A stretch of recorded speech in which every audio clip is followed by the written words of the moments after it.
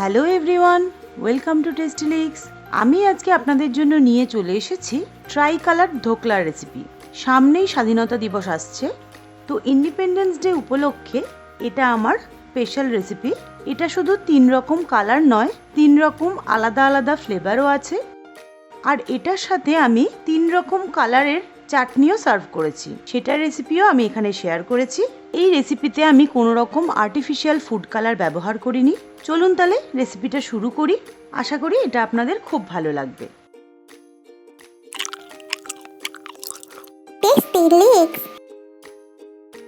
প্রথমে আমি এখানে দুটো বোল নিয়ে নিয়েছি। বোলগুলোর মধ্যে আমি 1/2 কাপ বা 120 গ্রাম করে সুজি নিয়ে নিলাম। এবারে আমি সুজি সহ একটা বোল সাইড করে রেখে দিচ্ছি।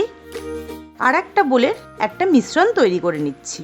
সেই মিশ্রণ তৈরির জন্য আমি এর মধ্যে দিয়ে দিচ্ছি সুজির অর্ধেক বা 60 গ্রাম টক দই, দিয়ে দিচ্ছি 60 ml জল, দিয়ে দিচ্ছি 1 টিস্পুন নুন, 1 টিস্পুন চিনি দিয়ে এটাকে আমি খুব ভালো করে মেখে নিচ্ছি।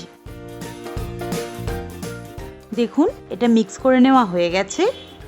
এটা আমার তৈরি হয়ে গেল ট্রাই কালারের মিডল কালার সাদাটা।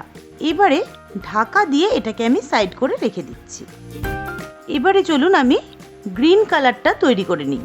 গ্রিন কালার তৈরির জন্য আমি এখানে একটা মিক্সিং জারে নিয়ে নিচ্ছি 1/4 কাপ ধনেপাতা, দিয়ে দিচ্ছি 1 টেবিল স্পুন তেঁতুলের কাঠ। পাকা তেঁতুলকে 10 মিনিট গরম জলে ভিজিয়ে রেখে আমি এই কাঠটা তৈরি করে নিয়েছি। 1 ইঞ্চি আদা আমি গ্রেট করে দিয়ে দিলাম। অল্প আদা অনেক সময় ফাইন গ্রাইন্ড হতে চায় না, তো সেক্ষেত্রে আমি এখানে আদাটা গ্রেট করে দিয়ে দিচ্ছি।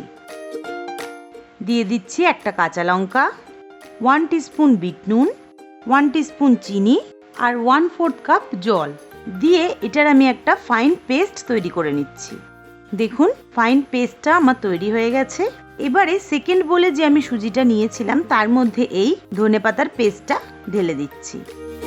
মিক্সার জারটা ধুয়ে আমি এর মধ্যে দিয়ে দিচ্ছি 2 টেবিল স্পুন জল, দিয়ে সুজি আর ধনেপাতার পেস্টটা খুব ভালো করে মিক্স করে আমি ঢাকা দিয়ে রেখে দিচ্ছি।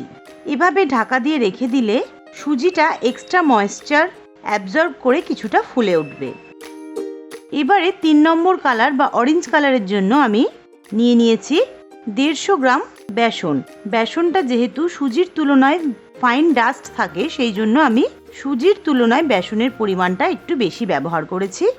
এর মধ্যে দিয়ে দিচ্ছি 1 টিস্পুন নুন, 1 টেবিল স্পুন কাশ্মীরি লঙ্কার গুঁড়ো, 1 টিস্পুন লাল লঙ্কার গুঁড়ো, দিয়ে দিচ্ছি 60 গ্রাম টক দই আর 60 ml জল দিয়ে খুব ভালো করে এটা মিক্স করে নিচ্ছি।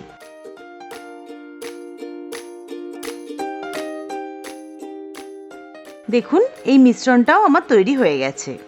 এবারে আমি একটা প্রেসার কুকার গরম করে তাতে 1/2 লিটার জল দিয়ে এটা আমি ঢাকা দিয়ে সেটা আমি গরম করতে বসিয়ে দিচ্ছি। এই সময় গ্যাসের ফ্লেমটা হাইতে রাখবেন। এটা যতক্ষণ গরম হচ্ছে ততক্ষণ আমি ফাইনাল ব্যাটারটা তৈরি করে নিচ্ছি। দেখুন, প্রথমেই আমি ফার্স্ট লেয়ারের জন্য ধনেপাতা আর সুজির মিশ্রণটা নিয়ে নিয়েছি। সুজিটা এক্সট্রা ময়েশ্চারটা অ্যাবজর্ব করে কতটা হার্ড হয়ে গেছে। এবারে আমি এর মধ্যে দিয়ে দিচ্ছি 4 টেবিল স্পুন জল। এক্ষেত্রে বলে রাখি, এখানে কিন্তু অতিরিক্ত জলের ব্যবহার করবেন না। মিক্সচারটা আপনারা দেখলে বুঝতে পারছেন এটা কতটা ঘন হয়েছে। অতিরিক্ত ব্যাটার পাতলা করলে সেক্ষেত্রে ধোকলা কিন্তু খুব ভালো মতো ফুলবে না। এবারে আমি এর মধ্যে দিয়ে দিচ্ছি 1 টেবিল স্পুন রিফাইন্ড অয়েল। তেলটা দিয়ে এটাকে খুব ভালো করে আমি মিক্স করে নিচ্ছি। তেলটা দিলে ধোকলাটা খুব বেশি স্মুথ হবে। দেখুন, মিশ্রণটা আমার রেডি হয়ে গেছে। এবারে আমি এর মধ্যে দিয়ে দিচ্ছি 1/2 টিস্পুন ইনো ফ্রুট সল্ট। ইনো অ্যাক্টিভেট করার জন্য এর মধ্যে আমি দিয়ে দিচ্ছি 1 টিস্পুন জল। ইনো ফ্রুট সল্ট অ্যাভেলেবেল না থাকলে সেক্ষেত্রে আপনারা 1 টিস্পুন বেকিং সোডাও ব্যবহার করতে পারেন। দিয়ে এটাকে আমি খুব ভালো করে মিশ্রণটার সঙ্গে মিশিয়ে নিচ্ছি। ইনো দেওয়ার পর এই মিশ্রণটাকে কিন্তু বেশিক্ষণ ফেলে রাখবেন না বা বেশিক্ষণ মিক্স করবেন না। এবারে আমি একটা অ্যালুমিনিয়ামের কন্টেনার নিয়ে নিয়েছি, যেটাতে আমি বেক করব। নিয়ে সেটাতে আমি 1 টিস্পুন রিফাইন্ড অয়েল খুব ভালো করে ব্রাশ করে নিলাম। এবারে ধনেপাতা সুজির মিশ্রণটা আমি এই কন্টেনারটার মধ্যে ঢেলে দিচ্ছি। দিয়ে আমি একটা লেয়ার তৈরি করে নিলাম। দেখুন, এটা যেহেতু খুব থিক একটা ব্যাটার তৈরি হয়েছে, তাই আমি চামচ দিয়ে যতটা সম্ভব সারফেসটাকে প্লেন করে দিলাম। এবার দেখুন, জলটা আমার ফুটতে শুরু করেছে। জলের মধ্যে আমি একটা স্ট্যান্ড বসিয়ে আমি এই মিশ্রণ সহ কন্টেনারটাকে তার মধ্যে বসিয়ে আবার ঢাকা দিয়ে গ্যাসের ফ্লেমটা মিডিয়ামে করে দিলাম। মিডিয়াম ফ্লেমে আমি এটাকে রেখে দেবো 5 মিনিটের জন্য। এবারে এটা যতক্ষণ একটু শক্ত হচ্ছে ততক্ষণ আমি সেকেন্ড লেয়ারটা তৈরি করে নিচ্ছি। সেকেন্ড লেয়ারের জন্য আমি সুজি আর দইয়ের মিশ্রণটা নিয়ে নিচ্ছি। এবারে এর মধ্যে আমি দিয়ে দিচ্ছি 1 টেবিল স্পুন সাদা তেল। দেখুন, এটাও অতিরিক্ত ময়েশ্চার অ্যাবজর্ব করে কতটা হার্ড হয়ে গেছে। এবার আমি এর মধ্যে অল্প অল্প করে জল দিয়ে ব্যাটারটাকে একটু পাতলা করে নিচ্ছি। আমি এক্ষেত্রে আবারও বলে দিচ্ছি, জল কিন্তু খুব সাবধানে ব্যবহার করবেন। মিশ্রণটাকে কিন্তু কোনোভাবেই অতিরিক্ত পাতলা তৈরি করে দেবেন না, তাহলে কিন্তু ধোকলা ফুলবে না। দেখুন, এখানে 1/3 কাপের অর্ধেক জল ব্যবহার করেছি, তাতে এই কনসিস্টেন্সিটা তৈরি হয়েছে। এবারে এর মধ্যে আমি দিয়ে দিচ্ছি 1/2 টিস্পুন ইনো ফ্রুট সল্ট।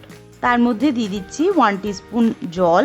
দিয়ে ইনোটাকে খুব ভালো করে আমি মিশ্রণটার সঙ্গে মিশিয়ে নিলাম। এবারে চলুন দেখে নিই আমার প্রথম লেয়ারটা কতটা শক্ত হয়েছে। দেখুন, 5 মিনিট পর ঢাকা খুলে আমি দেখছি আমার প্রথম লেয়ারটার ওপরের সারফেসটা খানিকটা শক্ত হয়ে গেছে। এবারে আমি এর মধ্যে তৈরি করে নেওয়া সুজি আর দইয়ের মিশ্রণটা আস্তে আস্তে ঢেলে দিচ্ছি। দিয়ে চামচ দিয়ে ওপরের সারফেসটা যতটা সম্ভব সমান করে দিলাম। দিয়ে ঢাকা দিয়ে এটাকে আমি আরও 5 মিনিটের জন্য রান্না করব। ততক্ষণ চলুন থার্ড লেয়ারের মিশ্রণটা আমি তৈরি করে নিই। এই মিশ্রণটাও 5 মিনিট রেস্ট করা হয়ে গেছে। এবার আমি এর মধ্যে দিয়ে দিচ্ছি 1 টেবিল স্পুন সাদা তেল। দিয়ে খুব ভালো করে মিশ্রণটার সঙ্গে মিশিয়ে নিচ্ছি। এবার আমি এর মধ্যে দিয়ে দিচ্ছি 1/2 টিস্পুন ইনো ফ্রুট সল্ট। তার মধ্যে দিয়ে দিচ্ছি 1 টিস্পুন জল। দিয়ে ইনোটাকে খুব ভালো করে মিশ্রণটার সঙ্গে আমি মিশিয়ে নিলাম। এবারে দেখে নিই সেকেন্ড লেয়ারটা কতটা শক্ত হয়েছে। দেখুন, 5 মিনিট পর সেকেন্ড লেয়ারটার উপরের সারফেসটাও আমার হার্ড হয়ে গেছে। এবারে আমি আমার থার্ড অরেঞ্জ লেয়ারটা এর ওপর থেকে ঢেলে দিচ্ছি। দিয়ে চামচ দিয়ে ওপরের লেয়ারটা যতটা সম্ভব আমি ফ্ল্যাট করে নিচ্ছি। দিয়ে ঢাকা দিয়ে লো টু মিডিয়াম ফ্লেমে এটাকে আমি রেখে দেবো আধ ঘন্টার জন্য। এটা যতক্ষণ তৈরি হচ্ছে ততক্ষণ চলুন আমি একটা সিরাপ বানিয়ে নিই। সিরাপটা তৈরির জন্য আমি একটা কড়াই গরম করে তার মধ্যে দিয়ে দিচ্ছি 1 টেবিল স্পুন রিফাইন্ড অয়েল। তেলটা একটু গরম হলে তার মধ্যে আমি দিয়ে দিচ্ছি 1 টিস্পুন সর্ষে। আমি এখানে 2 রকম সর্ষে একসাথে ব্যবহার করেছি, আপনারা ইচ্ছা করলে যে কোনো এক রকম সর্ষেও ব্যবহার করতে পারেন। দিয়ে দিচ্ছি 1 টেবিল স্পুন কালো তিল। দিয়ে দিচ্ছি 1 টেবিল স্পুন সাদা তিল। দিয়ে দিচ্ছি 1/4 কাপ ফ্রেশ কারি পাতা। দিয়ে এটাকে একটু নাড়াচাড়া করে এর মধ্যে আমি দিয়ে দিচ্ছি 1 কাপ বা 200 ml জল। জলটা দিয়ে এর মধ্যে আমি দিয়ে দিচ্ছি 3 টেবিল স্পুন চিনি।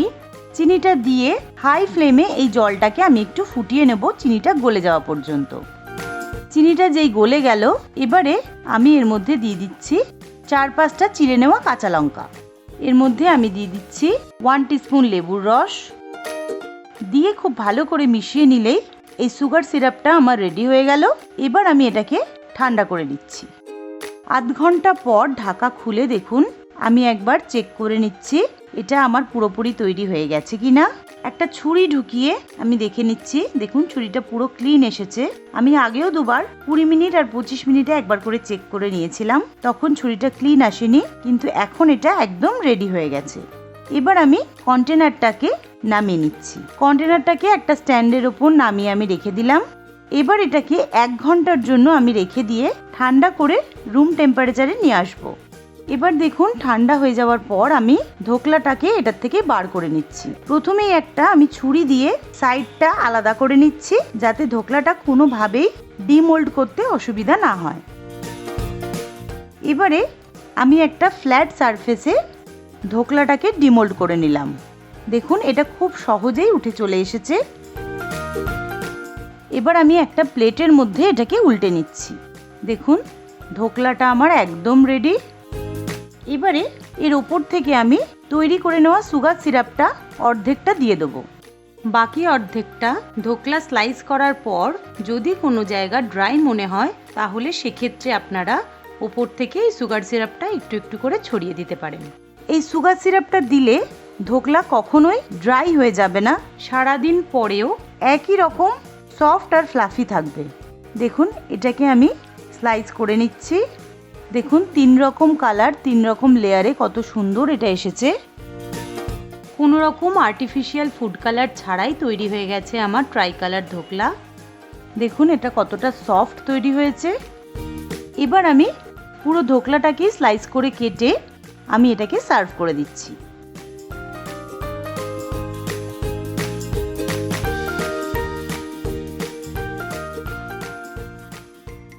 ধোকলাটা আমি সার্ভ করেছি 3 রকম কালারের চাটনির সঙ্গে। অরেঞ্জ কালারের চাটনিটা আমি 1 tablespoon tomato chilli ketchup আর 1 টেবিল স্পুন টক দই একসাথে মিশিয়ে তৈরি করে নিয়েছি। এই সাদা চাটনিটা আমি তৈরি করেছি 1 টেবিল স্পুন সল্টেড বাদাম আর 4 টেবিল স্পুন জল দিয়ে আমি একটা মিক্সিং জারে খুব ভালো করে এটার পেস্ট তৈরি করে নিয়েছি। দিয়ে ওপর থেকে তৈরি করে নেওয়া সুগার সিরাপটা ছড়িয়ে দিয়েছি। আর এই গ্রিন চাটনিটা ধনেপাতার চাটনি। গ্রিন চাটনির রেসিপি আপনারা আমার চ্যানেলে পেয়ে যাবেন। আমি ডেসক্রিপশন আর আই বাটনে লিংক দিয়ে দেবো, আপনারা অবশ্যই এটা একবার চেক করে নেবেন। তাহলে দেখলেন তো কত সহজেই আপনারা independence day special tricolour dhokla tricolour চাটনির সঙ্গে নিজেরাই বাড়িতে বানিয়ে নিতে পারবেন আর ইন্ডিপেন্ডেন্স ডে স্পেশাল গেস্টদের সার্ভ করতে পারবেন। তাহলে আর দেরি না করে অবশ্যই এটা বানানোর প্রিপারেশন নিন। এটা বানিয়ে আপনাদের এক্সপিরিয়েন্স আমার সঙ্গে অবশ্যই শেয়ার করবেন। আজকের আমার ভিডিওটা আপনাদের কিরকম লাগলো সেটা অবশ্যই আমাকে লিখে জানাবেন। আর আমার চ্যানেলটা ভালো লাগলে অবশ্যই লাইক করবেন, শেয়ার করবেন, সাবস্ক্রাইব করে আমার পাশে থাকবেন।